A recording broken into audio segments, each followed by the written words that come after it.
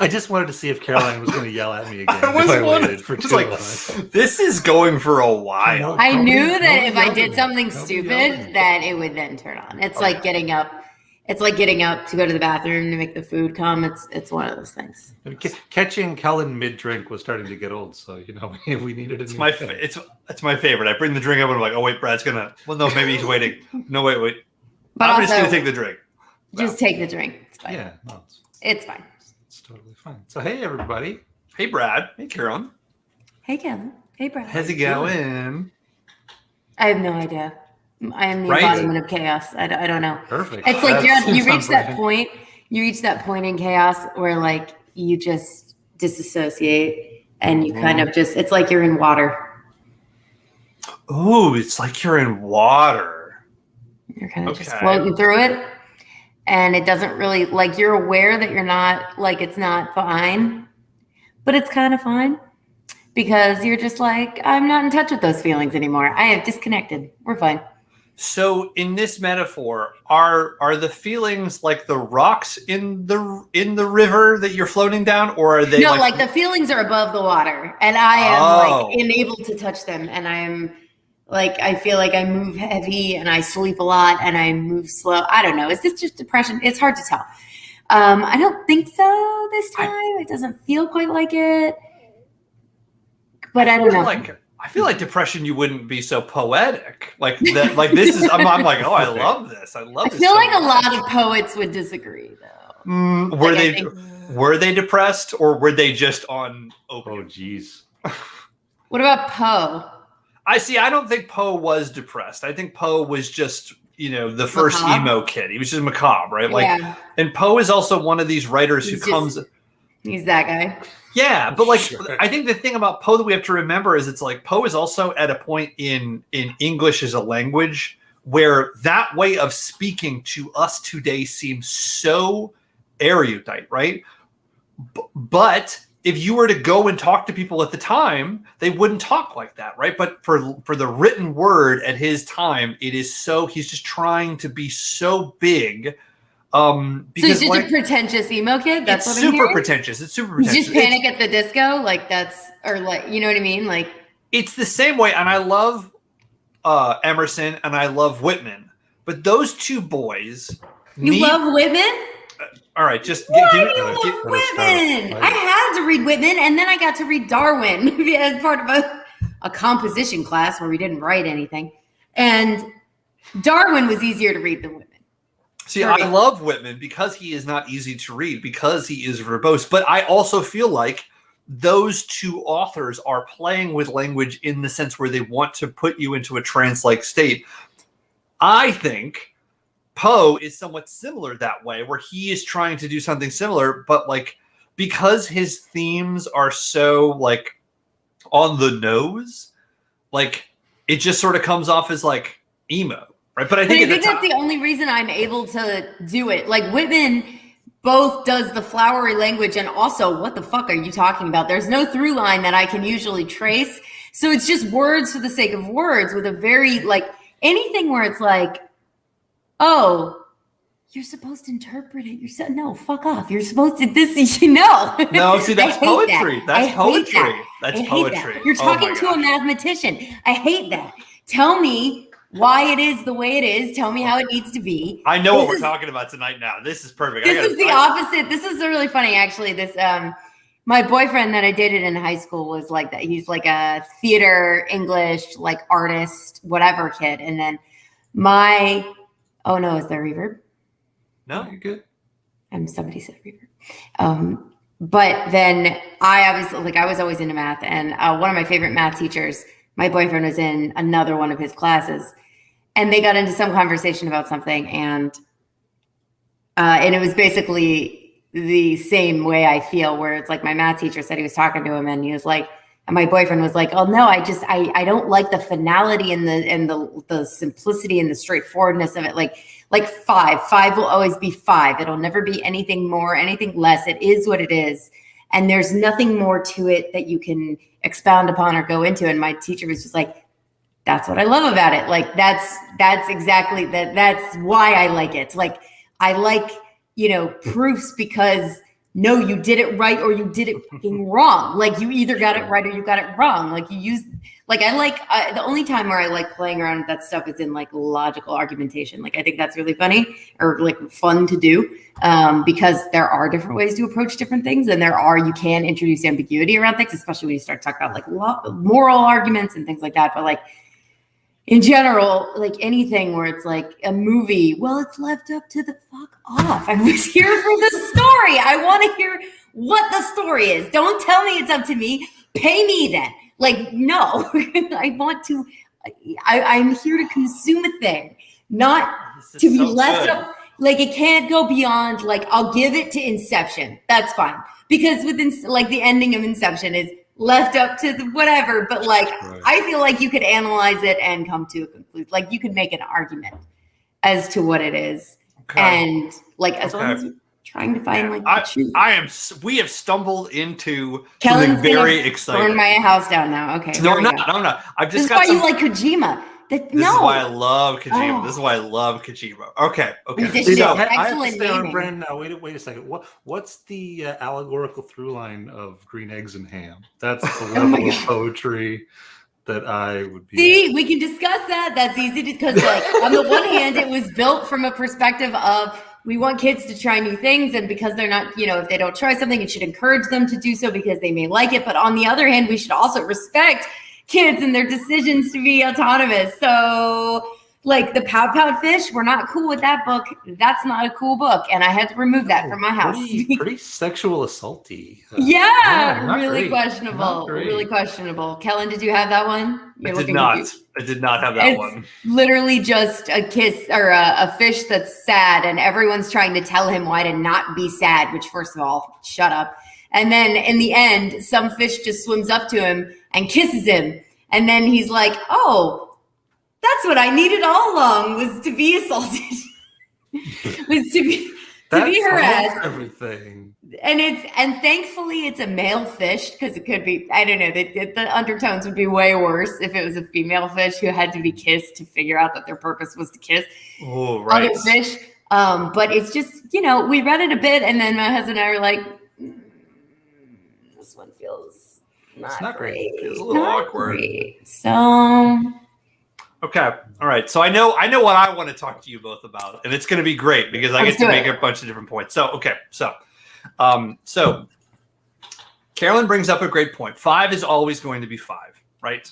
Sure. We're always going to understand what 5 is. There's no way that 5 can't be 5. That's the statement we're all agreeing on to start with. 5 will always be 5. Sure. Unless it's an S. Okay. But usually that's not the case. Usually not the case.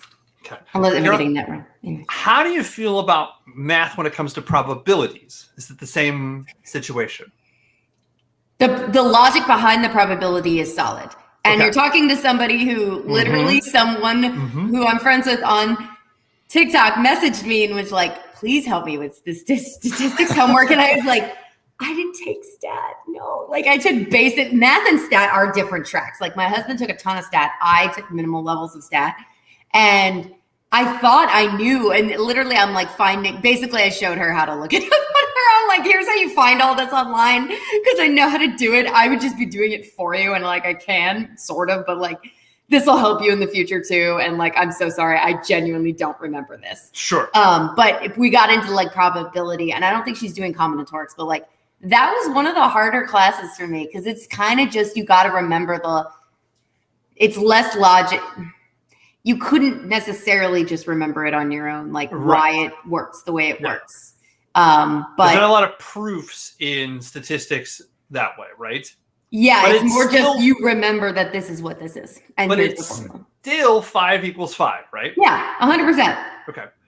The argument that I'm going to make is, yes, 5 is 5.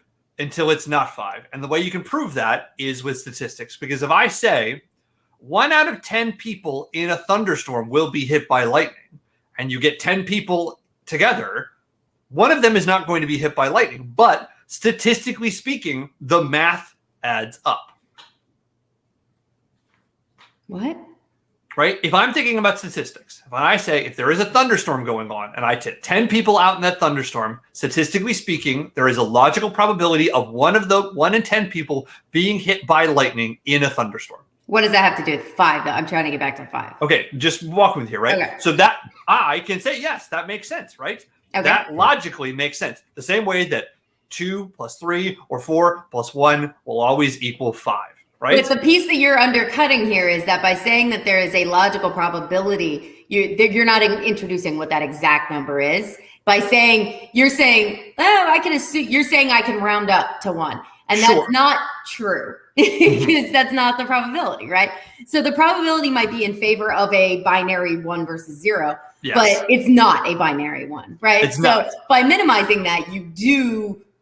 It's like you're talking, but you're the magician and you're talking over here and you're doing stuff with your hands over here. So I see you. I'm just trying to bring up this idea of you're just gonna talk 5 is 5 until it's not 5, right? I'm thinking about. Go ahead. I'm sorry. No, you're totally right. Like statistics, it's a way for us to fudge the math because we can't predict that 5 is always going to be 5. Well, 5 is always going to be 5-ish. It's 5-ish. Sometimes it's 4. Well, 5 is always 5 because 5 isn't. That's a definition. We have decided that 5 is 5. So the same way you can decide certain things to just be as they are. Like one of my favorite math jokes was like, a farmer hired like a physicist, a chemist or something, or a biologist and like a mathematician, and said, I have a finite amount of fence. How can you build me the biggest fenceable area? And the first two did something, and then the mathematician built a small as possible a fence around himself and said, I define myself as outside the fence. And that's how math is. You can define things in your favor. So yeah, I like that. But there is a good example of what you're saying, and I'll finish what you're saying, and then I have another example of what you're saying that I think might say what you mean. Yeah. So this was an argument that we constantly talk about in philosophy class, right? We say like, well, everything is philosophy except for math. And our teacher would say, no, math is quite philosophical, right? When you really get down to it, because we can say, great, I have 5 apples. Then what the philosophy teacher would say is, great, what is an apple?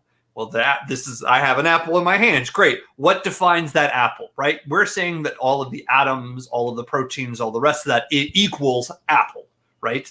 So we're like this concept of apple, we have defined that this is what the concept of an apple is. But if I look deeper, I understand that the apple, in fact, is all of these other elements. So 5 apples is not 5 apples.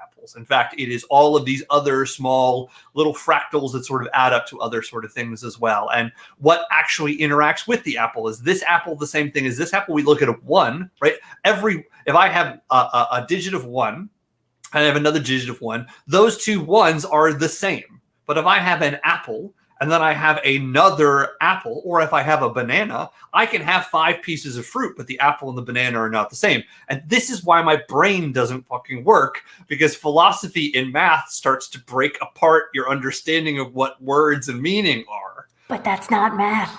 But the math part is unaffected by that conversation. Sure. Like a mathematician, and I believe if I asked anyone else, they'd be like, okay, then you have 5 things. Like it doesn't matter what those things are. Getting into the definition of those things gets beyond math. Whether an apple is an apple or whether it is a sum of composite parts, which might form an apple-like object, is a philosophical debate or a biological debate more than it is anything to do with math. Math says I have 5 discrete objects that I define to be discrete objects, and that's it. And then if you say apples, it's just to help the plebes figure it out better on the test. Like it doesn't add anything to the actual problem. You know Good what I mean? point. So that's, I consider those separate things, but I have an example that kind of gets away, Okay. So there's a classic one. I feel like you guys have probably heard this, right? So so you've got 1. It's okay. I am a dummy.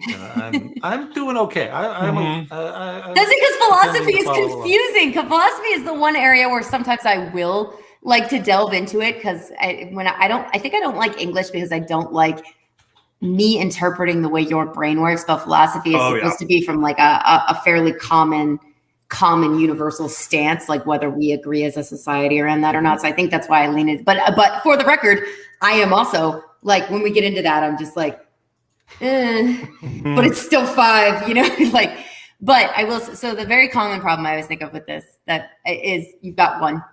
If you divide 1 by 3, what do you have? It's not a trick question. 1/3. 1/3, yeah. What is 1/3 in? You didn't. You have it. You didn't miss anything, buddy. 1/3 in decimals is 0.33 repeating. Sure. Forever. 0.33 repeating times 3 is 0.99 repeating. So 0.99 repeating is 1. Yeah. And a lot of people get stuck on that. They're like, but it's not. It never actually reaches it. The limit of it is 1, which is why we say it is functionally equal to 1. But they are technically separate numbers.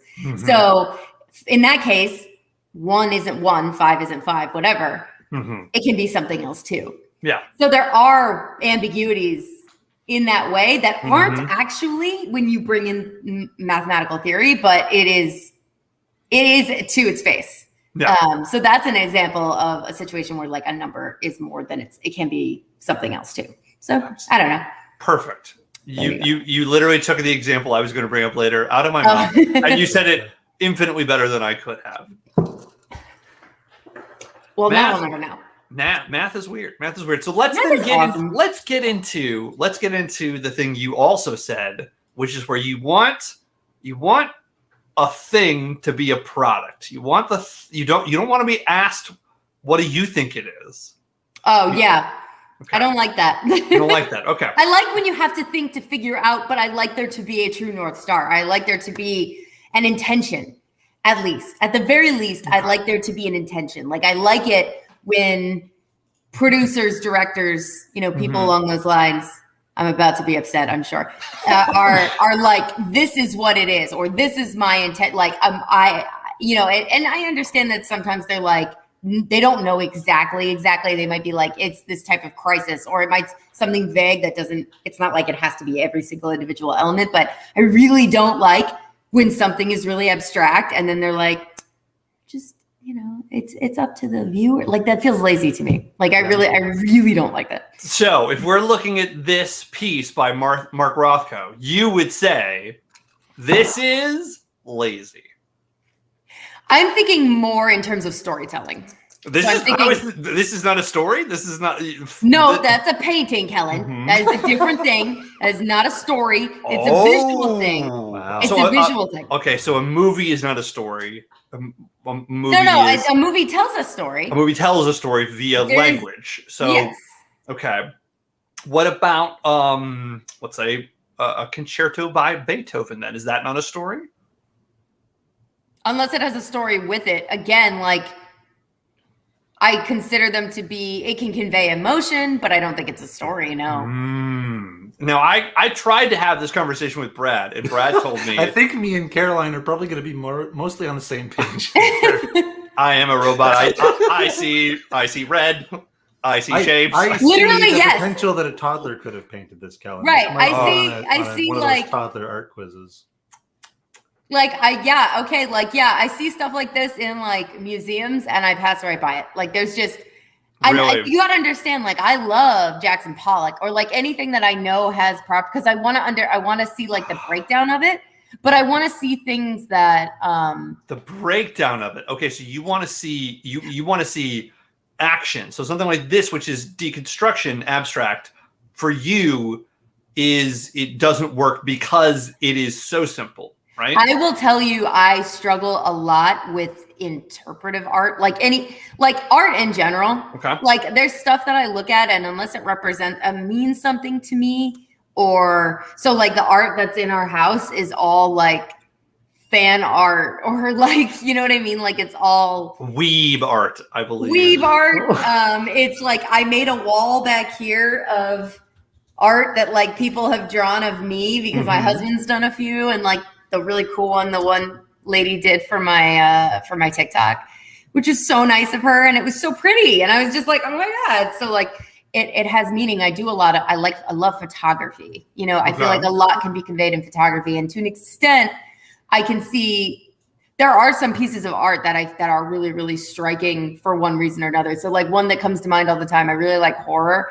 And I don't know what this one's called, but the one of Zeus, or not Zeus, I think it's supposed to be Kronos eating the head off. That is like one of the most visceral things I have ever seen. Like his face, like the eyes, like you can just...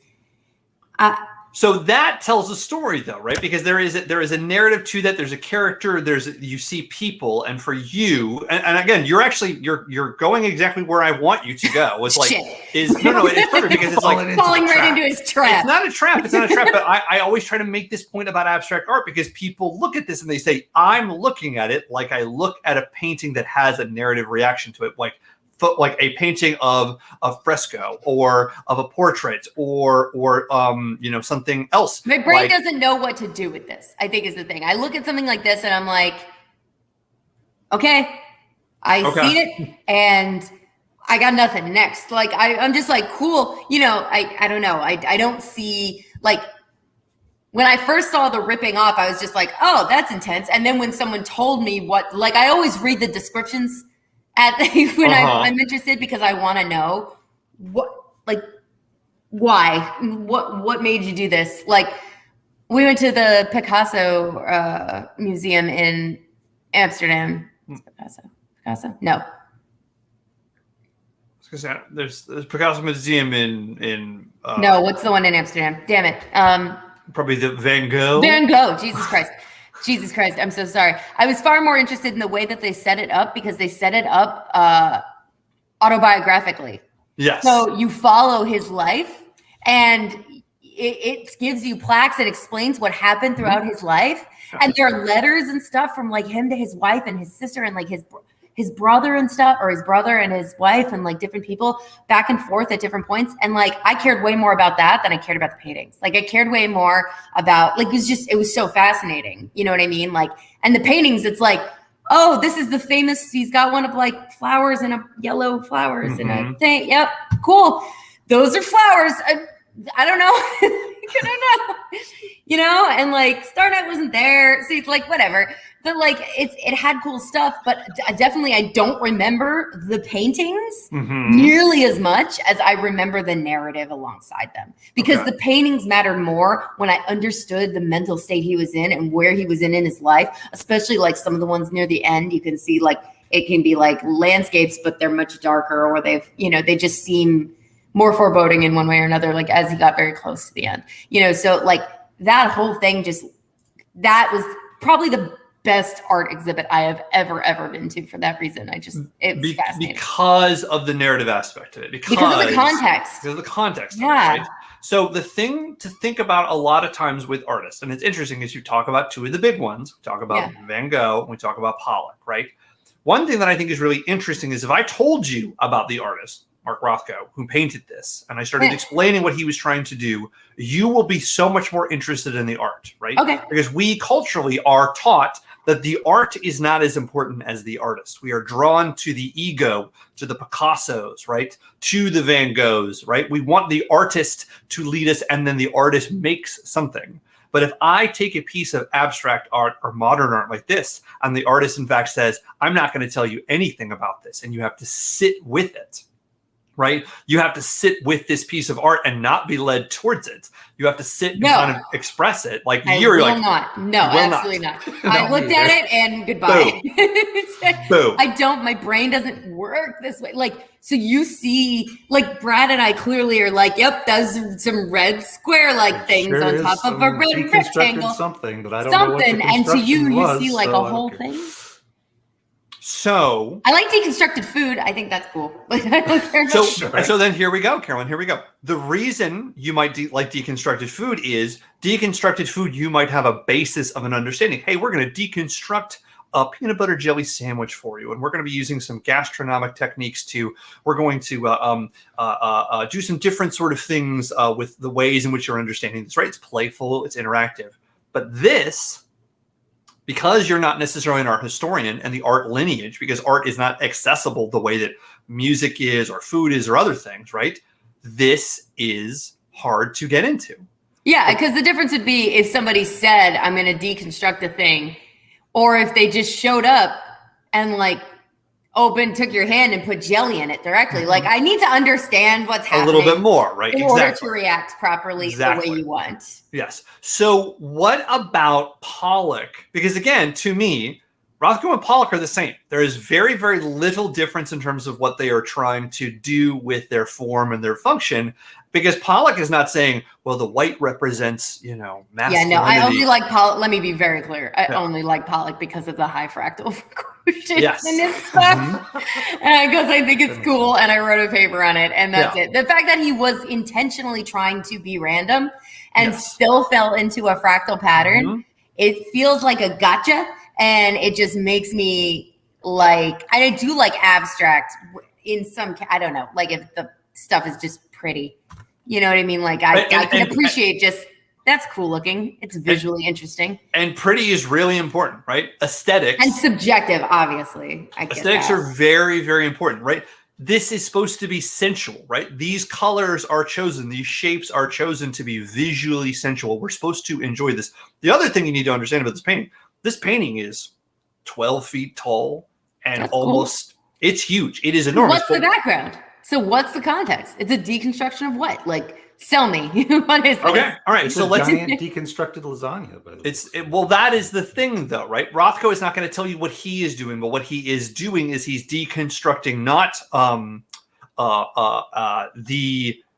thing, right? It's not like the Scream, right, which is a deconstruction of sort of old, probably more classical sort of pastoral pieces, right?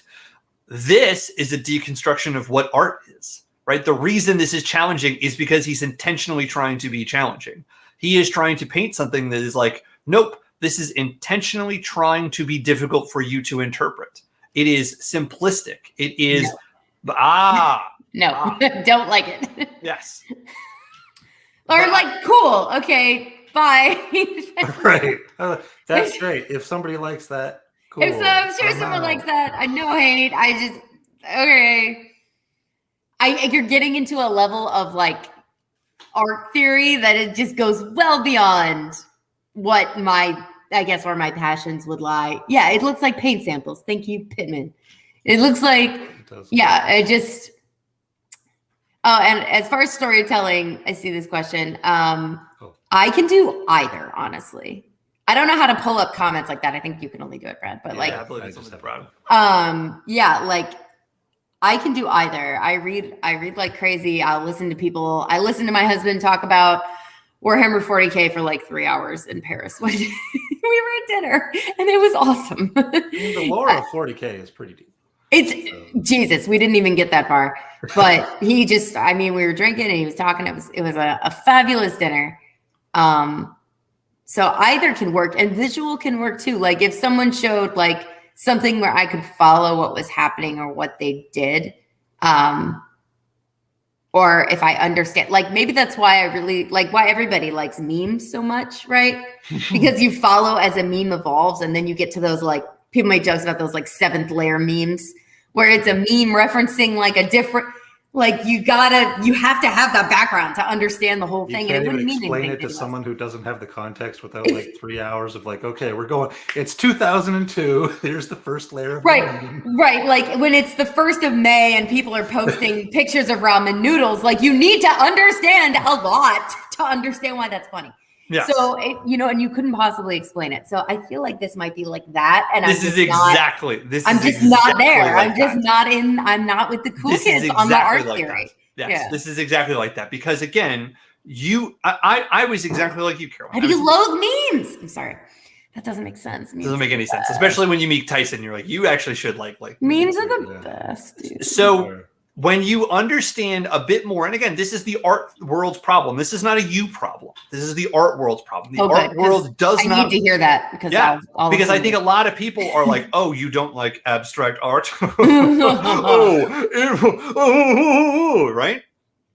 So again, this piece, Rothko is intentionally giving the middle finger to the art world, right? Not to say "fuck you," this isn't art, but to say, "I am going to be expressing."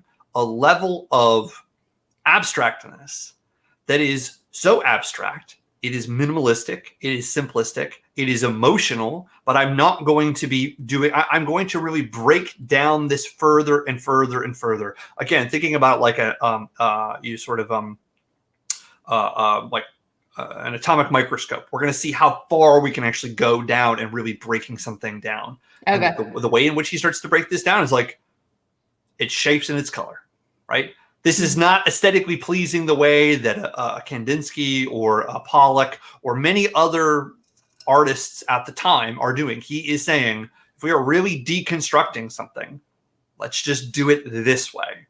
And the thing is when you see this painting in person, there are layers upon layers upon layers upon layers of paint. This is not something that he does once and he walks away. There is so much intention in terms of how the strokes are going. So he is practicing on the elements of what it means to be an artist, to really be, hey, I'm going to be thinking about brushstroke. I'm going to be thinking about the rest of this. All of these elements, when we're looking at the brushstrokes right here, this is all intentional. This is not just like, I did this in 5 minutes and sort of happened. And that's the difference between, hey, my kid could do it and Rothko did it. The other thing I want to show you is this, which is an extremely challenging piece. This is Sorry, called... I have one. Oh, please. Let's go back. Question. How do you know it's intentional?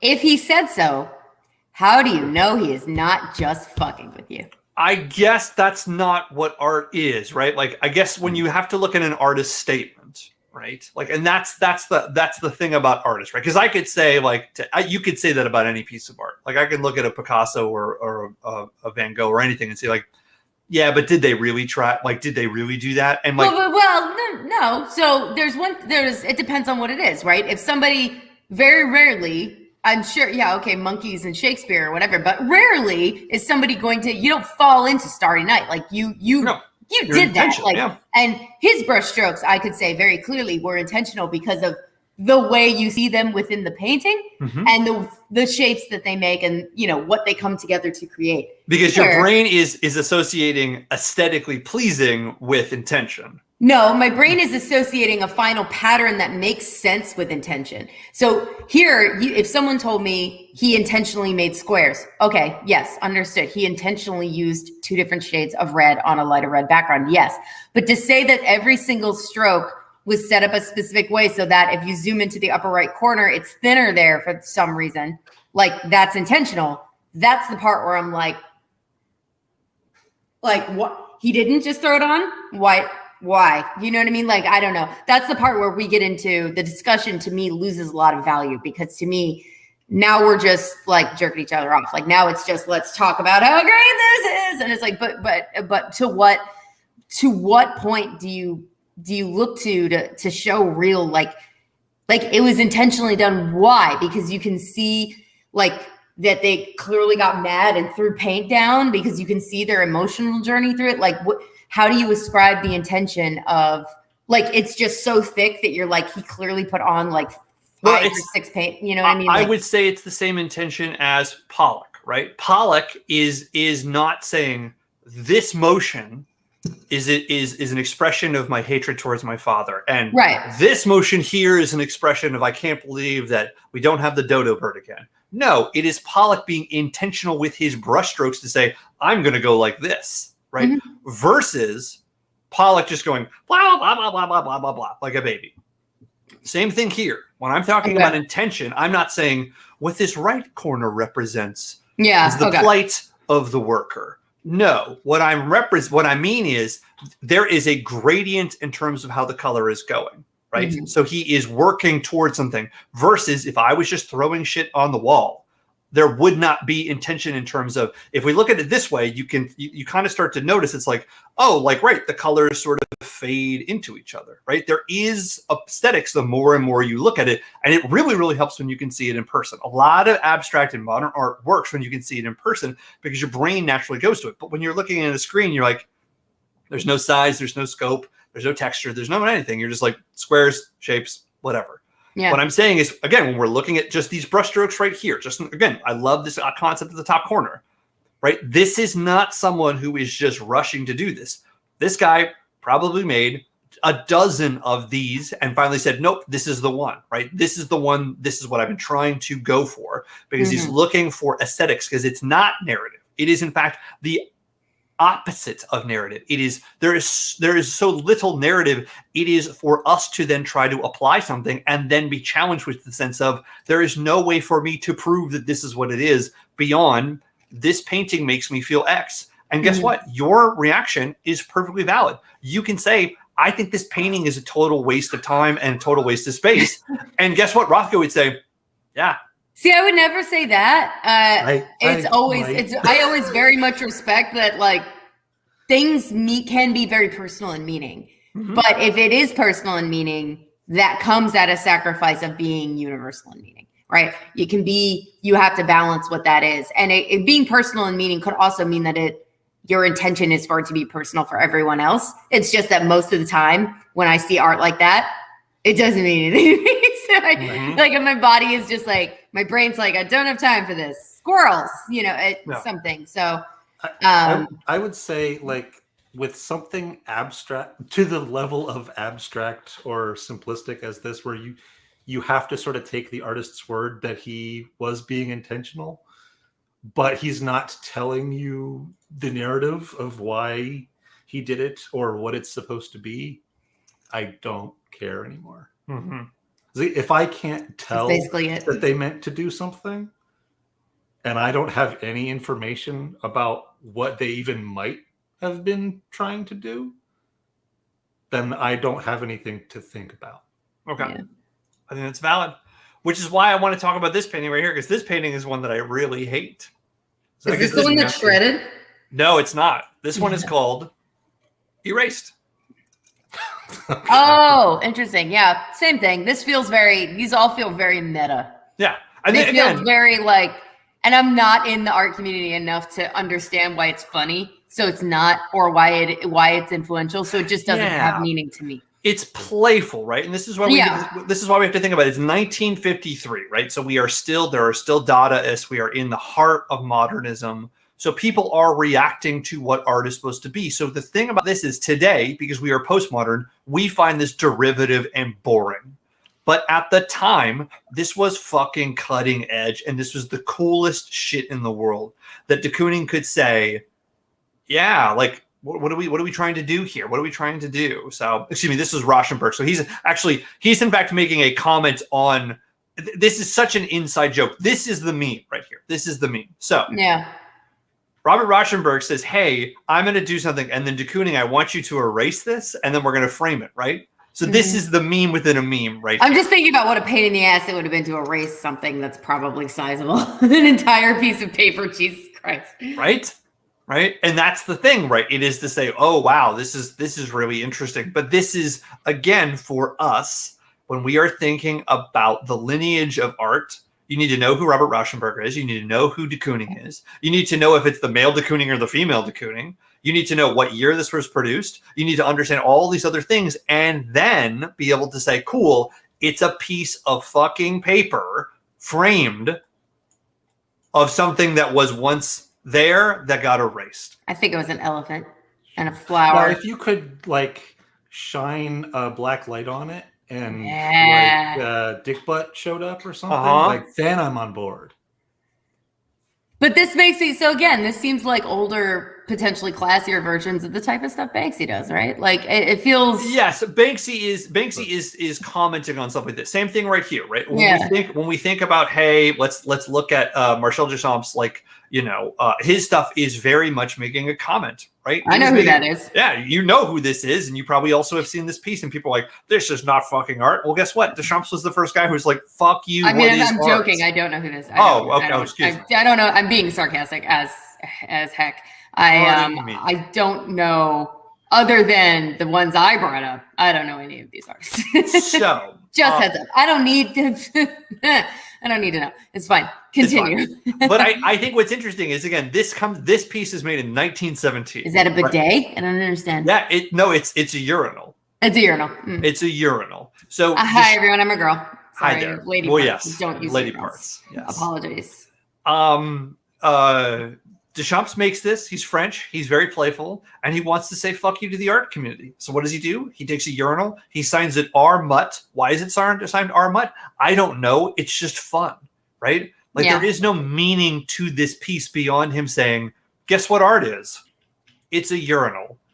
Because he is really big on found objects. He was really, really big on saying, "Hey, look, it's a basketball, and now it's a piece of art." Right? So like Banksy is looking at kind of like Warhol, but like more to the point. Oh my gosh, Warhol totally apes his stuff. Like when people did that guy suck? Did Warhol suck? I'm sorry. He didn't. He seemed like he totally sucked. Like maybe I didn't realize this. I think the thing about Warhol is Warhol is a lot like Kanye, where it's not about the art, it's about Warhol, right? Like that's the thing about Warhol is it's like the ego behind him is what we're drawn to. We're all just like okay with his art, right? Warhol's best piece is him eating. There's a video of him. It's 10 minutes, and it's him eating lunch, and it's him eating a Whopper and then fries and then a soda. And it's a video, and you can go in. I think it's at the Museum of Modern Art in New York, and it's just a video of him eating a Whopper, and it's one of my favorite pieces he's ever done because it's him like eating a Whopper, and it's just like him with a blue background eating a Whopper. I'm like, this is the art I'm here for, right? None of the cans. I like the canned tomato soup. I like that one. None of the cans. I like the colors. I like color blocking. Brad, how are you feeling with all of this art talk? Perfect. I'm high as hell. It's great. Nice. Getting. So I guess I want to come back to what you were sort of saying though about narrative, right? Of this concept of you are not drawn to art that doesn't have a narrative, but an interpretable narrative by myself. I understand that all art to some extent has a narrative. Has a narrative, right? Yes. But it's something that if I cannot interpret the narrative, then I don't know what to do. And then I'm just like looking at it for its aesthetic purposes, which does not take very long. Unless it's very technical. So are you like real? So let's look at like what is technical. So if I was to show you like, great, you like narrative art, then you must love 14th century like a rug work, right? Very technical, very story driven, lots and lots of stuff from the Bible. Interpretive. So like if I can see it, then yeah. But also there's a I get fatigued. That's another thing about art.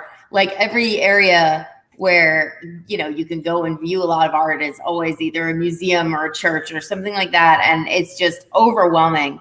Like to go, you go to Europe and like by day 2, you're like, I don't want to see any more churches. Like I can't. Like there are just so many. And same thing with Japan and temples. Like you got to pick your temples, the temples you care about. For me, some people can go do it all day. I cannot. I get overwhelmed, but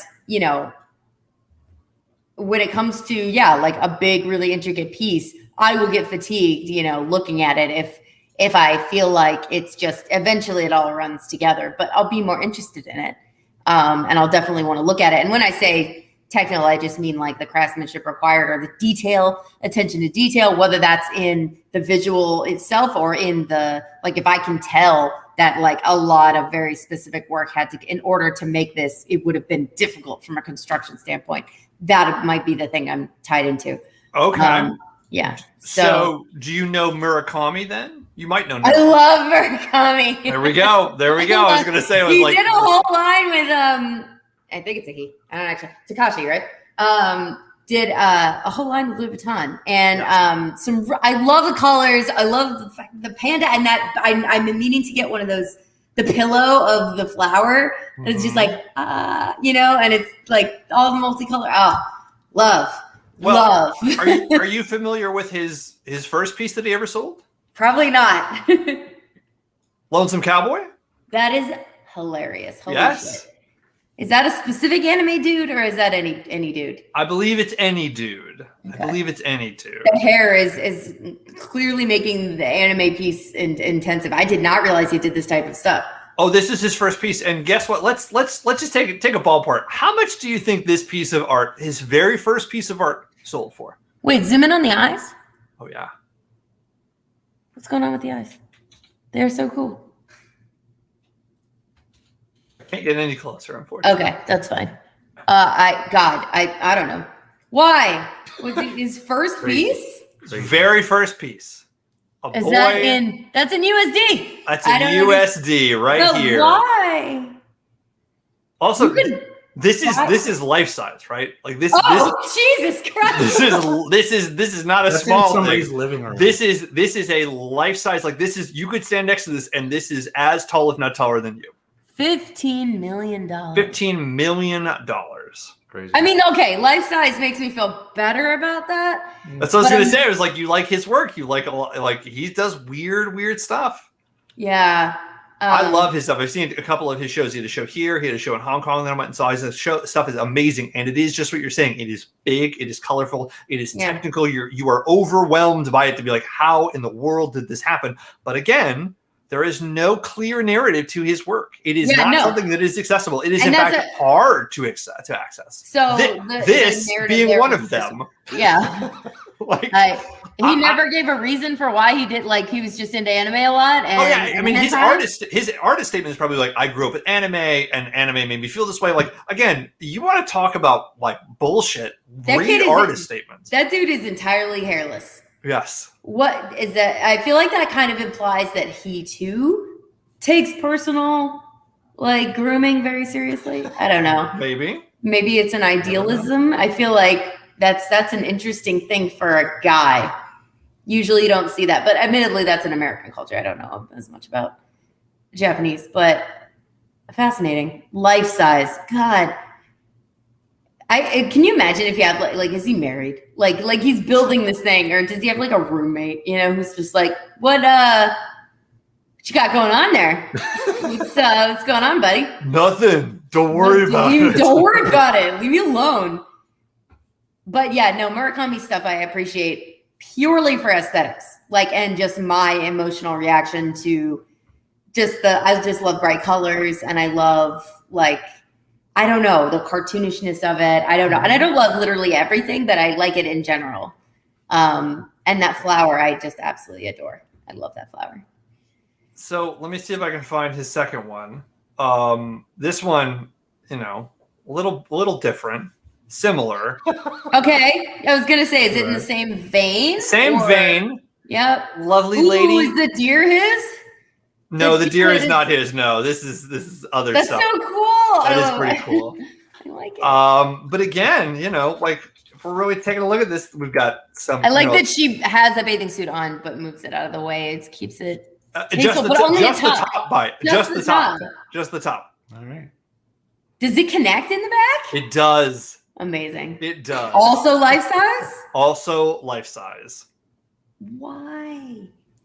I don't understand. Again, you were saying why, like there needs to be a reason. It just is. What did this one sell for?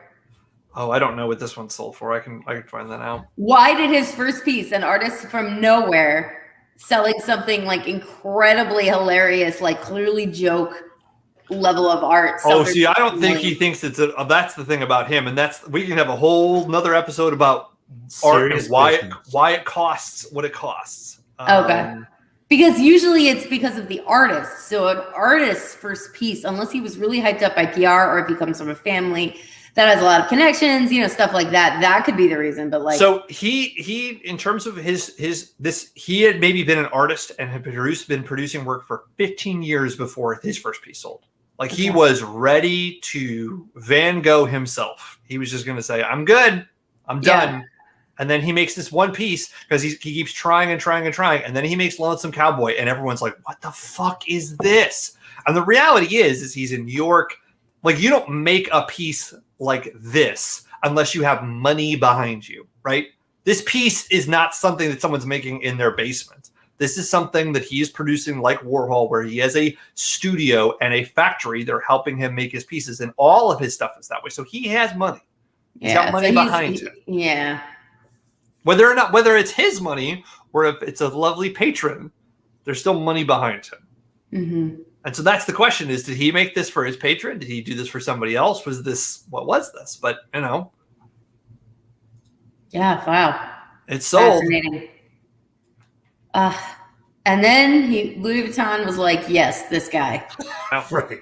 Oh, look at the flower ball. Oh, so fucking cool. There's a flower ball, 5 million. I want it. Sheesh. So cute. Yeah, all of his stuff. Panda is so weird. Yeah. Oh, yeah, and the cat. Those Band-Aids? I think these are skateboards. Skateboards. Oh my god, I want all the flowers. They're so cute. Look at the Louis Vuitton pattern. So cute. That was the I Love You print. That was right about when I started getting into designer stuff. And that's why this collection was big at the time. This collection was active and live.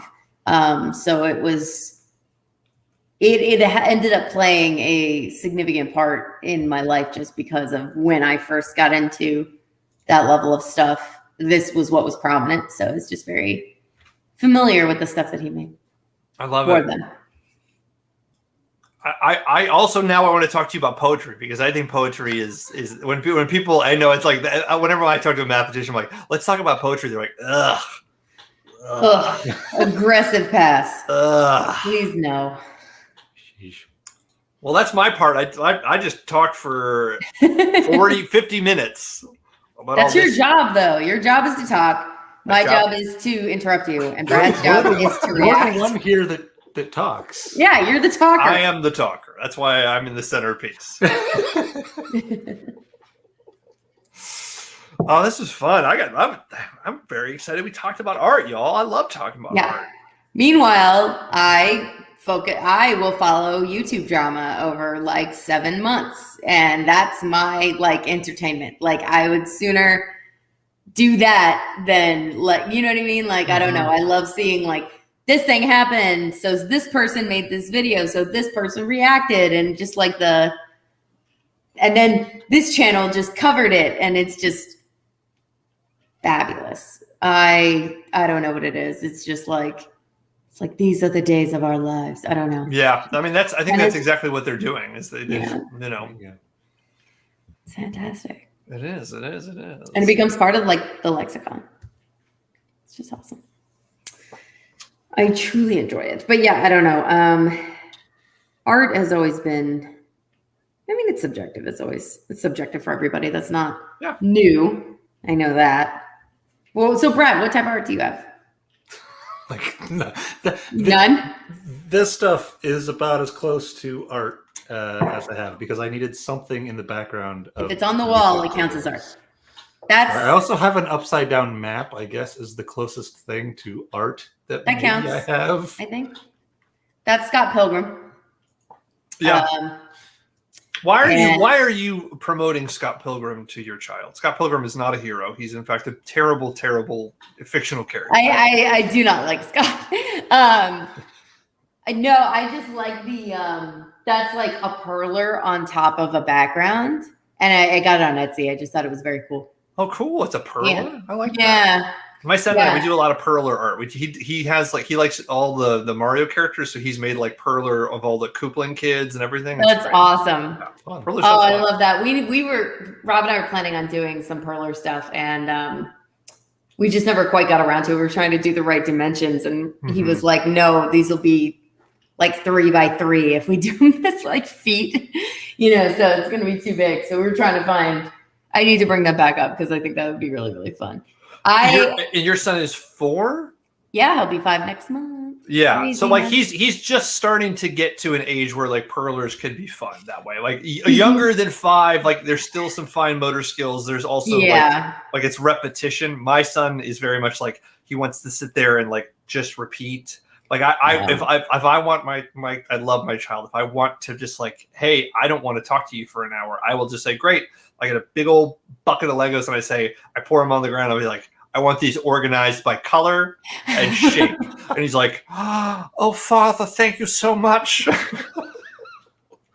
I come back and it's all of it. I was like, wow. And he's like, and Dad, check what I also did out. And he explains another sort of system he did. I'm like, this is great. I took a nap upstairs. Thank you so much. Mine is watching YouTube channels that make Lego versions of what's the artist that made the guy that made Siren Head?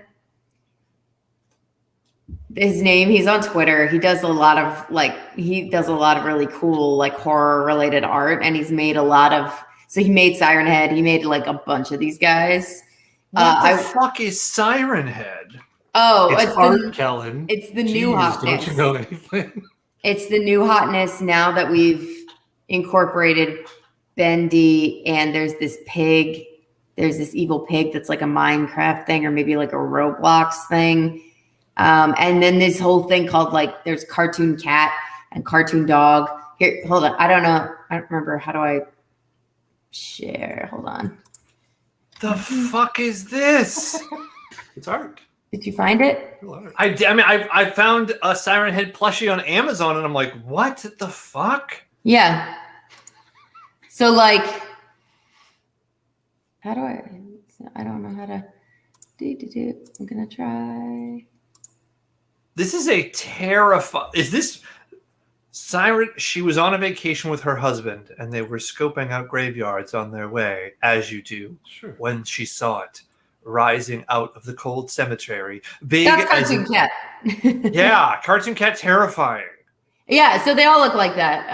And yeah, I don't know. He's into that, and then we got cartoon dog, which is like this guy. Ugh. I hate these smiles. These smiles are very disturbing. Ironhead's a big lanky guy. Come on, you can do it. Yeah, he's just a big lanky guy. At all. Totally. No, it's fine. So now he's watching people make Lego versions of these. Sure, great. So normal. It's fine. Yeah. As one does. What are our children going to end up like if this? I grew up with the Daffy Duck and the Darkwing Duck and the DuckTales. Did you have any non-duck cartoons? Tailspin. There's Gummy Bears. Okay. I'll give you Gummy Bears. Okay. Rugrats. Silverhawks. Rugrats. Rugrats is a good time. It's coming back. I was a Nickelodeon already. kid for sure. Yeah, Nickelodeon Kid, Doug, right? Ren and Stimpy, that sort of stuff. But like, I'm looking at this. Some things like Ren and Stimpy. Ren and Stimpy. I will let my kid watch Ren and Stimpy. I think Ren and Stimpy's fantastic, right? He got taken off the air almost when it first came on. Oh, absolutely. Parents were not happy. We're very confused. Is it Cinnamon Toast Man? No. Cinnamon Toast Man! Right? Yeah. And the log commercials were quality. It's big, it's heavy, it's wood, it's log. It's log. It's better than bad. It's good. It's good. Magical, love. It was. And the final episode was like incredibly wholesome. Mm-hmm. Made no sense logically, but it was so sad, and it made me like, oh my god. I also kind of made me hate Ren. Like, how could you do that to him? I don't know. How could you do that to him? You just abandoned him. Life is. These are terrifying. How are these? Yeah, no, it's not right. I have no idea. He's like, he makes a big deal about being like, I'm brave, I'm not scared, and I'm a big boy, and I'm like, okay. And he hasn't had a nightmare yet, so we're kind of just rolling with it. Sleep in the garage, child. Like, no way. This kid's not sleeping in my house. He's upstairs. We're downstairs. It's fine. If my son was into this shit, I would be like, something wrong. You're wrong. Get rid of all the knives. There's no matches in the house. There's nothing. This kid is going to. No, I love it. I'm joking. I'm just like, what the fuck? Yeah. Mine isn't into stuff like that usually, but he has been playing a lot of Plague Inc. the last few days, which has caused some interesting things overhearing, like from other rooms about I don't know what Plague Inc. is. Tell me about that. You generate a virus. Brad, can we play Plague Inc. right now? Yeah. I mean, we probably could. Can we just have it on in the background? Can we play it as we're talking? Probably. But is it like the opposite of pandemic? Yeah, I mean, it is. Yes, okay. You try to infect. You play the terrorist in pandemic. Okay. Do I have Plague Inc. on Steam? And so he's constantly just yelling about, different transmission things, or asking me how to pronounce words like aneurysm because he can't read, so he's having trouble figuring out I love what it. things he needs to add to his virus. The things he needs to add to his virus. It's really fun. It is. It's fun, but it's like it's causing some weird conversations. Yes. Hey, Dad, what does it mean when liquids excrete from people's eyes? It's weird. And there's What is different. There's like hemorrhaging? zombie mode. You can create like a zombie virus, and people are eating brains and stuff. It's There was a very Mhm. cool crossover with Planet of the Apes as well, which I thought was really fun. Sure. It's a good game. It's fun. It's weird. Definitely weird. Yeah, I don't play a lot of PC games. Like even I got into playing this Jag of Poker Night 2. Oh, Because Poker Night 2 is so fun. It's so good. And I even then though I only played on like Xbox, like when it came out. I was just like, I guess there's a Steam thing on Xbox or whatever, but like I don't know. PC, I'm just not good with it. Well, Plague Inc. you can get on your phone, so Yeah. it's real easy. But I already have Pokemon Go. You don't need anything else. Dedicates a lot of my time. So I do Pokemon Go, and I've been playing 2 Dots now for several years. I very much enjoy 2 Dots. I highly recommend it. Yep. It changes a lot, and they made like a item find sub game that you can play occasionally. And that's really fun. I haven't played it in a while. I'm sure they've updated it a lot. Yeah. I'm on like level 1200 or something. Oh, jeez. Okay. It's just so easy Oh, here to we put go. on, man. Okay. Oh my God. Here we go. We're going with main game. We've got a half hour. Let's do it. Let's make it Perfect. Is this We can check cooperative it in a half hour. or competitive? It's cool. Well, I mean, it's just us. This is what we're figuring out. We're gonna do it together, We're starting as bacteria. Okay. What do we want to do? Well, we can't insert any genes yet. Yeah, if Okay, it's well, the first time, you probably don't have any of the Yeah. genes. What are we calling our art? We're just calling it art. Sure. We're going to infect the planet with art. Art. All right. Where are we going to start? I mean, where was the beginning of art? That is a good question, Brad. Do it in Atlanta. Fuck the CDC. Atlanta. All right. If you can. I don't know. Yeah. Art begins in You can see USA. USA. So good. Also, I want something to begin here for once. So we can stop blaming foreign nationals for everything. What are we doing? I don't understand. So the game it's kind of casual in the sense where you're just like Oh. we're just interacting. We're seeing our bacteria beginning to grow right here. Oh, we should have done Tokyo. Dumb. I didn't realize this took place before the Olympics. So yeah, we're Got it. collecting DNA. We probably have enough to like give it. Oh, I some think kind so. of Right? indication Yeah, we were by going to do now. something here. Oh, and then you just ramp yourself up until you kill everyone? So we can say, great. What do we want to make this? We're in the United States Birds. right now. We want to get birds. We want to get birds. Yeah. All right, yeah, let's get some birds. We'll evolve it. There we go. All right. And then again, we can start looking at symptoms to be like, all right, well, what are things that are going to, like, how do we transmission? How does it get around? Okay. What are are the our options? symptoms, right? We can start looking at like, oh, nausea, like how is it getting around? And then we can look at the abilities to say, hey, it does really well in the cold, or it does well in the heat, or it's bacteria, it's like not resistant to drugs, or all the rest of that fun stuff. So again, we've evolved our back. When you click on that, what does it do when it comes up? That's like the interactive, like that's how I ate, like, or that's what makes it a game as opposed to extremely passive. Oh, okay. Yeah. I understand now. Yeah. And you get more DNA points like when you pop the little bubble things or whatever. Okay. We've infected 5 people. It's not going very quickly yet. I'm going to turn the speed up because we just want to get this going a little bit more. We got lots of DNA though. We got to mutate again.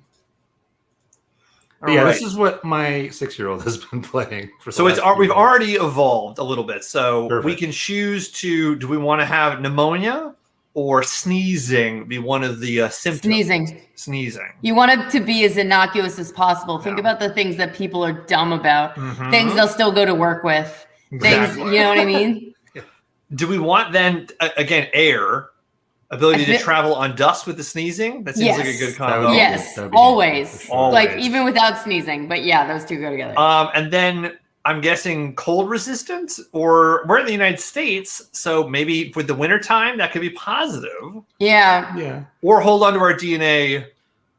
I'm going to say cold resistance right now because we're in the Northwest.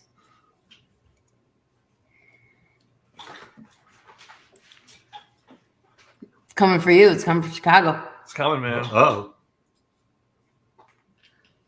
New aid program for poor countries. What a vague statement. Oh, 10 infected. Starting to speed up. Starting to speed up. Is the goal to like get a good time? Is it to? The goal is to kill everyone on the planet. Yeah, is to eradicate all of Earth. I know, but like within a certain time frame, or just to beat your PB on it, They or will eventually try to cure it. Yeah. Because eventually, this seems like it would get pretty repetitive. If you have like different viruses, there are different things that are happening. And again, we're just playing on. Oh, it's mutated. Okay. Oh, okay. So painful lumps. Do we want hypersensitivity or abscesses, or do we even want any of this? Do we want to start getting into immune suppression? I think immune suppression. Yeah, Right? I'm not worried. I'm not worried about symptoms at the moment. So we're increasing the severity. Yeah, we got to get it seriously infective. Now, total organ failure. Gotta love that. Gotta love it. There we go. It's speeding up now. Speeding up. We're getting somewhere. Because the goal is you want people to get it, and then you want the symptoms to turn shitty. Exactly. We want it to be everywhere, and then the symptoms get really bad. And they just start dropping like flies. Yeah, exactly. Because again, right now, this is just in the United States. Yeah, we want That'll to change anytime now. want to ramp it up. Let's get it. Let's get to smallpox level. What makes smallpox so contagious? I never quite understood that. Like, just don't touch them, right? No? What am I missing? Oh, it's developed nausea as a symptom. Interesting. Okay.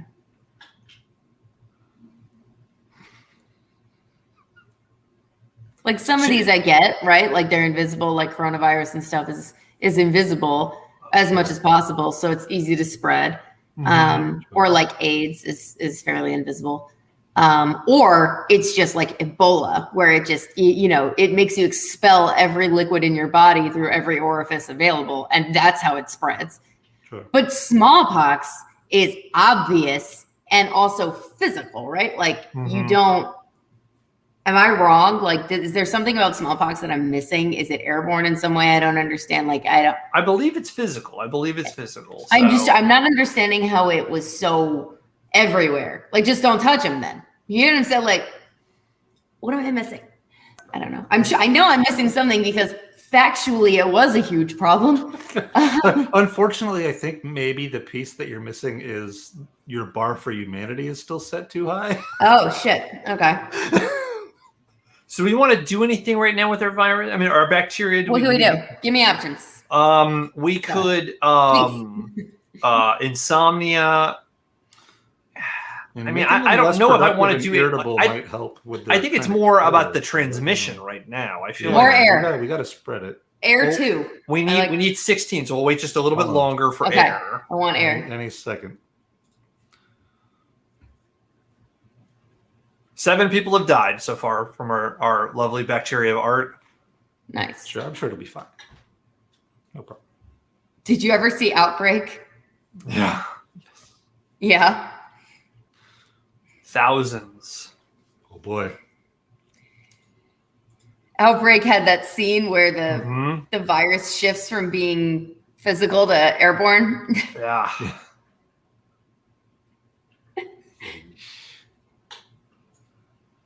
And now we're in India. Now we're starting to spread. Yeah. Now the spread. And now here we go. Now we can do air. Yeah. India's really dense too, so it's a good place to be. Snowballing here. Yeah. Do you think? Okay. Did you see Contagion? Yes, I saw Contagion. Any movie I can see Gwyneth Paltrow die, I'm very happy with. Sure. That was a solid selling point for sure. I hate her so much. He's the worst. She is the worst. So we don't want to go to like inflammation yet, do we?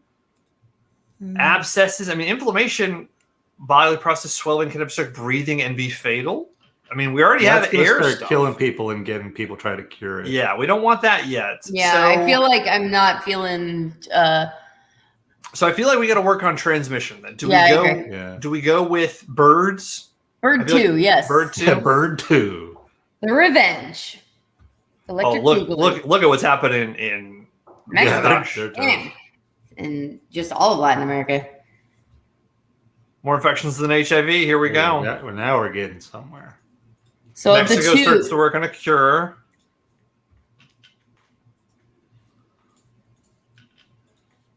Mexico shuts down airports. So that's not a good sign for us.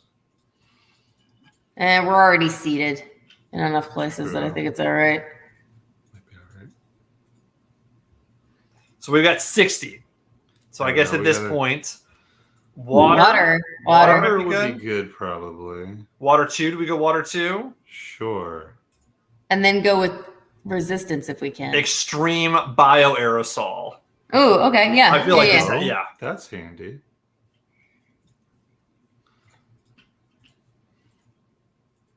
Yeah, now look at it. Oh my god.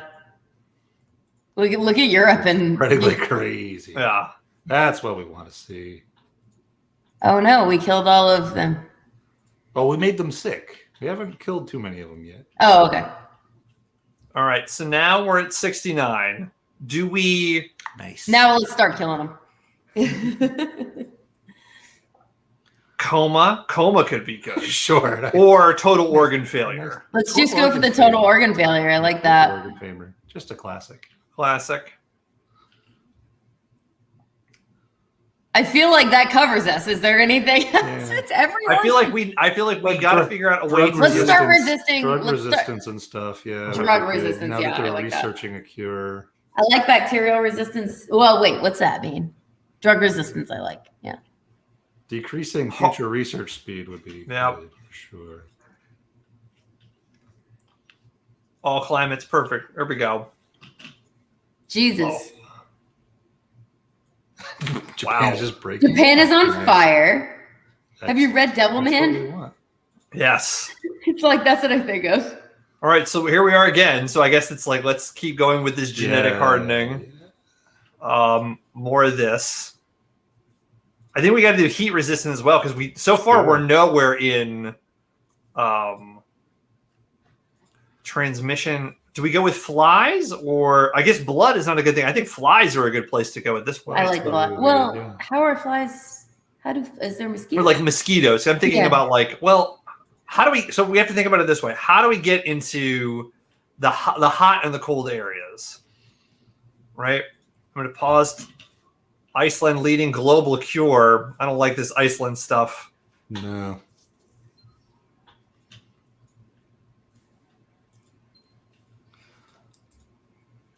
They're so separated. We did cold resistance though. All right, we got it. All right, how do we? Yeah, we gotta add some stuff here. Yeah. Bacterial resistance. Yeah. Need 40 for that. Oh, there we go. 2. We'll have that in a second as soon as you leave the screen. There you go. Now we can.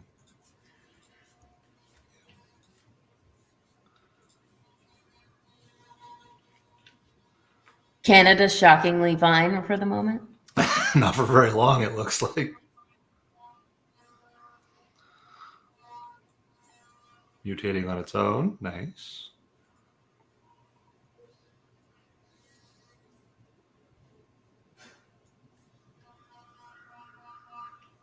Why does it look like there are more dead than infected? Oh, never mind. So dead is like total dead, and so infected are still alive. Never mind. Yeah. Because I'm reading bad. I think we might have done it. I think we get it. I think humanity is doomed. Yeah. There's still a small chunk. There's 7 billion Yeah, but dead. they still got halfway to go before the cure, and they don't have enough people to do that research. So I think we're good. There are no healthy people left. Yeah, they're in trouble. They're toast. We did it. We did it, y'all. Poland's government has fallen. I just saw. Canada's government has fallen. Watch that number countdown. Look at that. Look at the devastation. There we go. It's interesting how they're always like, there are these little green spots where I guess people just don't live. Like, there's no people up here? I guess. That's like the Russia of Russia. Mm-hmm. Way over there. No art there. No art there. Of any kind. This combined with our conversations Art to makes me destroy humanity. Typical. screenshot that. I love that there's still news at that point too. Right. Right. Great. Like who? It's like 4 people running a pirate radio station just for the survivors. Iraq's government finally falls. Yeah, there we go. No one is left. They're toast. Yeah, they're done. Success. Art has successfully eliminated We all. killed everyone. Exciting. Yeah. Art killed everyone. Good job, everyone. We just helped. Mm-hmm. That's a cute game. Good. Yeah. So that makes me think of, have you, the conversation plus mentioning Eastern Europe / Russia, have you ever seen or have you ever played Pathologic? I have not played Pathologic, but I watched H Bomber Guy's explanation of Pathologic for enough for me to say I do not need to play this game. But it's just, I love the story. I love the setup. I love it's got like 4 different meta layers. Mm-hmm. And apparently the sequel is also worth playing. The sequel / remake. It's kind of both. Yeah. And his breakdowns, especially I really enjoyed his, but I've watched so many. H Bomber Guy is amazing. And Brad, if you want a fantastic review of a video game you will never want to play, it's 2.5 hours. It's amazing. And you'll be like, I don't ever need to play this game because this game will never be as good as this review. Okay. I think he did one for Pathologic too, also. Yeah. And it's fantastic. Have you seen H Bomber Guy's stuff, Brad? I love his stuff so much. I don't think so. He did a 4-hour, I want to say, video, maybe 3, on why an anime was not good. Okay. All right. I don't know what he does for a living, but to make that sort of content, so he does a really great one on climate change, on where like anti-vax rhetoric comes from. All of his stuff is so freaking good. He has a series. So he's got like the gamer series. He's got a whole great one where he talks about all the fallouts. And like why certain ones are good and why certain ones are bad and like the distinction. And he then has a whole separate set of things that are like, it's called a measured response. Mm-hmm. And those are his more politically leaning general commentary pieces. So it's an interesting mix. It's kind of the same as Thought Slime, who I don't follow, but I follow Scaredy Cats, which is Thought Slime's alt account on YouTube where he just does horror movie reviews. Oh. And it's great. So I only know him from there. Mm-hmm. He does still go by him. I checked, by the way. He changed his name to Mildred, but he does accept all pronouns meaningfully. So there you go. I found H Bomber Guy because he did some voiceover for ContraPoints, and so I was like, "Who's this guy?" And then he's funny. He's very funny. He's really funny, and yeah, these videos come out his videos are like hours long, and they come out once every like couple weeks if you're lucky. You know. Yeah. It's pretty funny. He's a good guy, but Pathologic, it feels like it's in that weird. It's like horror, but more disturbing than horror. What's so funny to me is you're like, I don't like Kojima. Also, it was his birthday yesterday.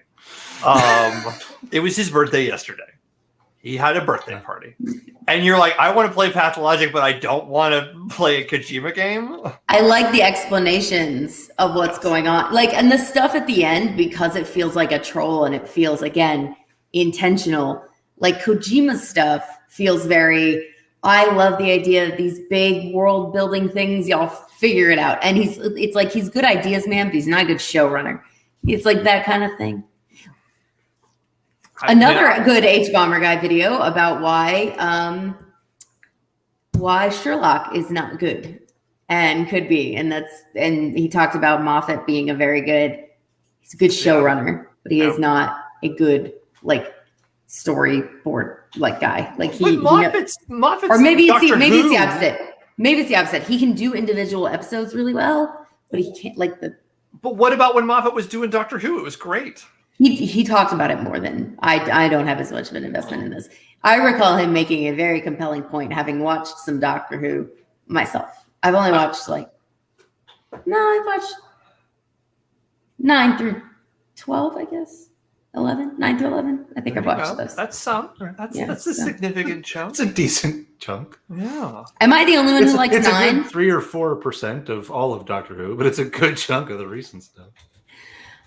Nobody likes Eccleston. What's wrong with Eccleston? I love Eccleston. I love Eccleston's Eccleston's fantastic. Everyone wants to talk about Tennant, but this is if you want to talk about things I can just rant about, it's why Eccleston's better than Tennant.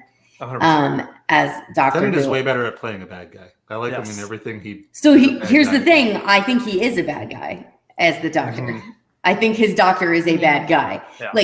Eccleston is a dick. Mm-hmm. Tennant is a bad guy. Eccleston will be a dick to you, and when it matters, he always comes through. And you can see that his anger is just masking the incredible empathy that he's feeling for whatever the situation is. Or, he's so mad. He's so mad. Masking isn't the word. He's just so sick of seeing this shit. He's seen it for years, and he's over it. And when he sees people, being truly horrific, it just angers him to his fucking core. God, that's so fucking well put, Caroline. It's so fucking well put. I love it. Agreed. But Tennant is a nice guy. Tennant is, I'm going to be kind of jovial and whatever, and kind of teasing. He also I don't appreciate the way he interacts with the women who like him and shit. Get out of here. But when it matters, he is incredibly selfish. He's incredibly ruthless in a way that I don't think is morally wrong. And he's spiteful. Mm-hmm. He's spiteful. When he lost me 100% was with the line, "Don't you think she looks tired?" That was a line that he said to a reporter about the female prime minister of the UK in one episode, because that woman ended up really was working with him. There was somebody coming who was threatening Earth and, the people on Earth. And he came to some decision where he wanted to completely destroy them. And I forget why, because of their history or something like that. And it ended up being a situation where it could be amicably handled or something. For some reason, she said, you don't get to speak for Earth. Mm-hmm. And she was representing the world. And I think she's we talked about this. No. So then he was so mad that he didn't get his way, that he used ingrained societal misogyny to affect her career, to fuck with her press and her PR situation. He did that specifically because she didn't let him annihilate an entire species on behalf of Earth, when ultimately it should be Earth's call, because Earth wasn't appreciative enough and she wasn't appreciative enough. He is an absolute piece of shit. And that's not the only thing. He gets mad and decides, I think he's one of the only ones who was why am I not God? In some special or something. Yeah. There's some things where and also all the stuff with Rose too. As a doctor, the fact that he's obsessed with this one human is really weird. It's, I think people wanted him and Rose, people wanted that. I think the reason that they split them and had her get to have her happy ending there is because people really. Well, how do you feel about Smith then? Coming after Tennant, Smith as a doctor. I feel like he was a nothing. I feel like he was a child. They tried to make it. He was Tennant without the depth. At the very least, as a character, Tennant is deep, right? He's got a lot going on, and I don't feel like Smith had really anything. They were trying to hit that same magic bullet of the way Tennant acted.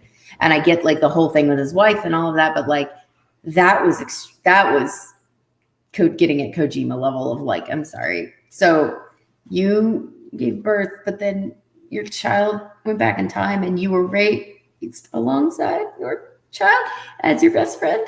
And then she came back and is It gets a married. little timey-wimey sometimes. It's a little on Doctor Who, timey-wimey. you know? Yeah. It's also Doctor Who. It's a show. It's a show for Has children. a long history of just weird.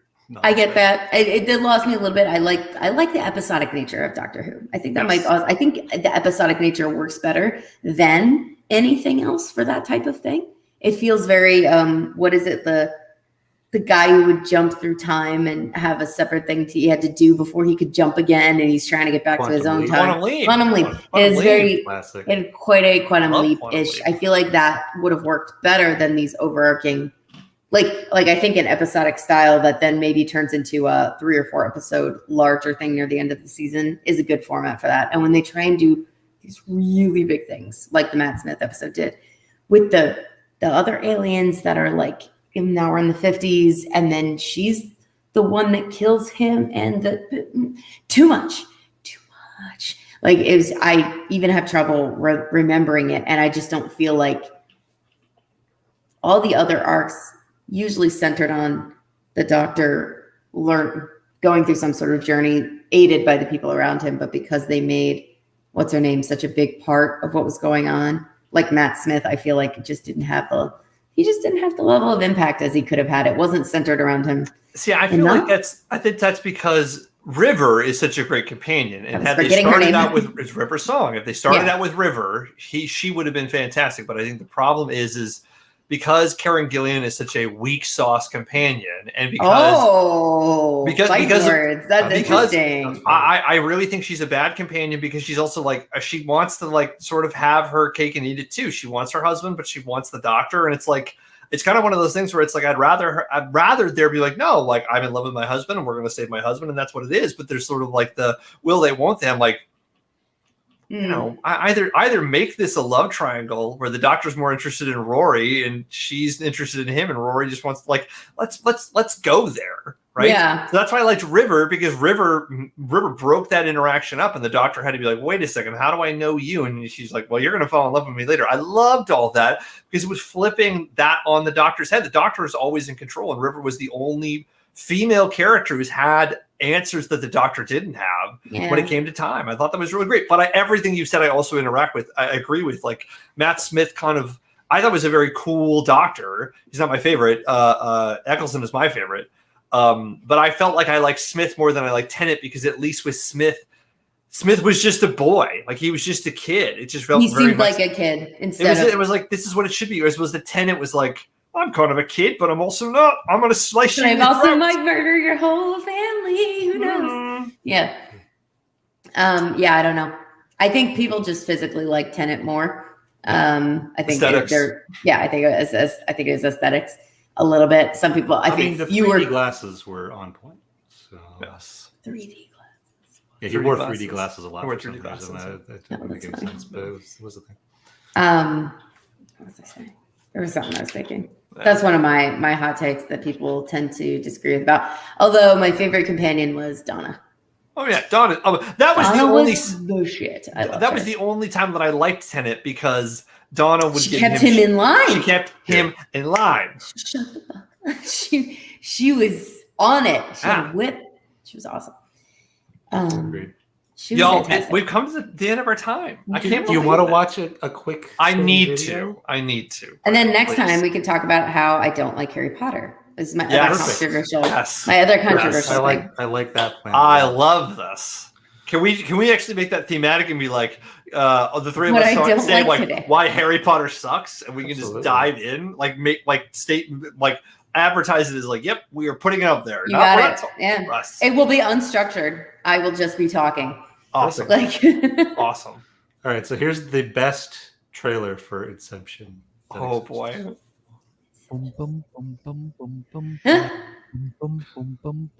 There's one thing you should know about me.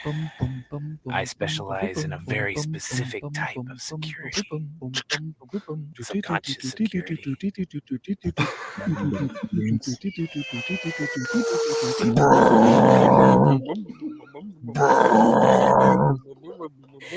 Mr. Cole has a job offer he would like to discuss with you.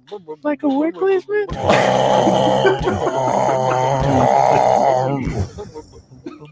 Not exactly. We create the world of the dream. We bring the subject into that dream, and they fill it with their secrets. Can you break in and steal it? Well, it's not strictly speaking legal. It's called Inception.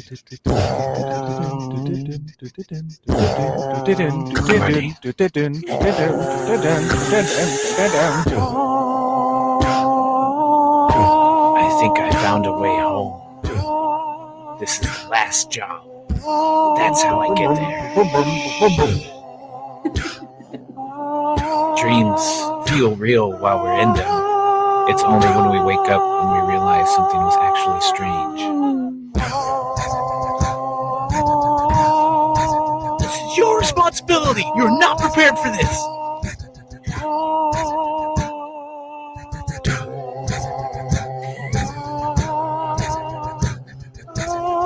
Dreams collapsing. I have it under control.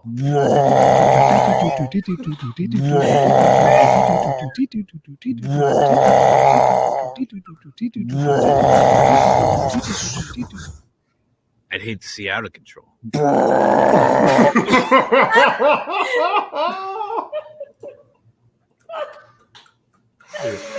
You mentioned Inception earlier, so I How had do you to That's What? so good, Brad. How do you find this shit? I just Oh. live on the internet. And So I good. find weird things sometimes. It's fair. It has I been mean, it's wonderful, got Johnny. several million views. It's not like it's a very niche video. Fair. The answer is Y'all- I'm bad at the internet. Carol and Brad, we started this with meh. We'll see how it goes. My heart rate has been up this whole time. It's been a great conversation. I've had a blast. We destroyed the entire of humanity We did. via art. We did. We are. It was great. And I guess next week will be edition on Harry Potter. And that'll be I great. can't wait. I can't wait to If you have anything Harry Potter related, please do your house sorting beforehand Oh so that yes. we can shit on each other. I can't wait. I cannot wait. And then and if we'll just keep that as the theme because the goddamn there's so much I hate. There's so Sounds much, like a so much to plan. hate. Are we going to talk about Harry Potter? Or are we talking about her? Are we talking about her and her No, stuff we hate Harry about Potter. her? Harry Potter. Okay. It's very easy to hate on her. I'm bored of it. Yes. Okay. We're just talking about just- Harry Potter. Okay. She's a turf. Yeah, she's a turf. That's all we know. That's it. That's it. That's all you really need to know. Yeah. No, but like independently, I don't get like what you Butter's like. the worst. Save, but save save it. it. Save I'll it. take Save it. it. Next week. Save it. We'll see you next time, everybody. Stop.